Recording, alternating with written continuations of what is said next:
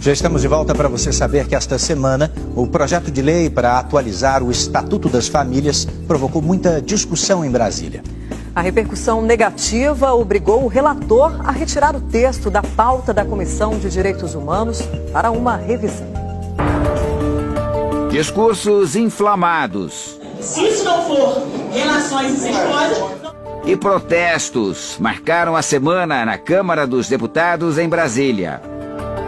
Na quarta-feira, o projeto de lei conhecido como Estatuto das Famílias do século XXI deveria ter sido encaminhado para discussão na Comissão de Direitos Humanos.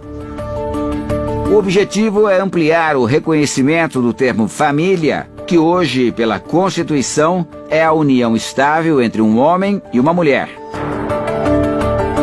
Pelo projeto de lei, passariam a ser reconhecidas como famílias todas as formas de união entre duas ou mais pessoas que para esse fim se constituam e que se baseiem no amor e na socioafetividade, independentemente de consanguinidade, gênero, orientação sexual, nacionalidade, credo ou raça, incluindo seus filhos ou pessoas que assim sejam consideradas.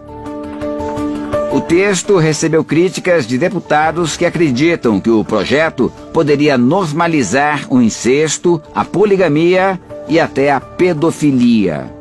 O ponto mais crítico é o termo independentemente de consanguinidade. Quando você coloca um termo desse, você abre margem para diversas interpretações. E aí está o problema. Quando a gente fala em lei, a gente tem que ser cirúrgico em relação aos termos. Consanguinidade se refere a laços de sangue, ao grau de parentesco entre indivíduos. Por isso, especialistas acreditam que o termo, juridicamente, poderia legitimar o casamento entre pais e filhos. Mas outro trecho do projeto de lei também causou desconforto. O texto fala que vai se caracterizar família a união entre duas ou mais pessoas. O que é esse duas ou mais pessoas? Então pode, por exemplo, 2 mulheres e 3 homens, ou 2 homens e 5 mulheres.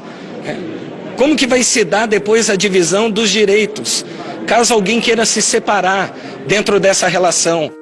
O deputado Orlando Silva, autor do projeto, rebateu as críticas e se diz vítima de boatos. Nós reconhecemos que há famílias que é composta pela avó e pelos netos, pelo tio, pela tia e pelos sobrinhos, não necessariamente apenas pai e mãe e os filhos de sangue. O Domingo Espetacular ouviu especialistas em direito da família. Os advogados acreditam que o projeto de lei realmente precisa ser revisto. Acredito até que não seja a intenção da lei, mas justamente por ela ter sido mal redigida, mal formulada, permitir esse tipo de interpretação mostra que ela está totalmente equivocada. Se eles estão querendo enfrentar legislação já existente, vamos imaginar, o pai ficou viúvo, casa com a filha, dá para solucionar em cima de uma situação dessa daqui. Situações bizarras vão ser solucionadas sim. Diante de tantas dúvidas, o relator do projeto, deputado Túlio Gadelha, decidiu apresentar um novo texto para evitar interpretações distorcidas. Mas não há prazo para que isso aconteça. Algumas críticas realmente faziam sentido dali, porque a intenção muitas vezes era tentar aperfeiçoar e tornar o texto menos abrangente, no sentido de evitar a poligamia, que isso já é evitado por lei, né, pelo Código Civil. Mas alguns parlamentares tiveram essa interpretação. As leis devem ser feitas de forma objetiva, visando atender da melhor forma possível a população e sem margens a interpretações. Uai, seu app de vídeos curtos.